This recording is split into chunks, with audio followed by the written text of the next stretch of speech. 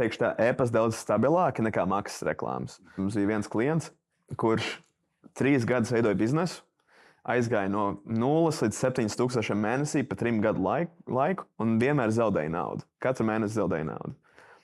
Es, teiksim, viņu sapazīstināju ar Kristapu, kas ir mūsu otra aģentūra, kas mums pieder, Facebook reklāmās. Viņš, principā, viņu 3 mēnešu laikā, vai 4 mēnešu laikā uzskēlina no 7,000 uz 1,2 miljoniem mēnesī.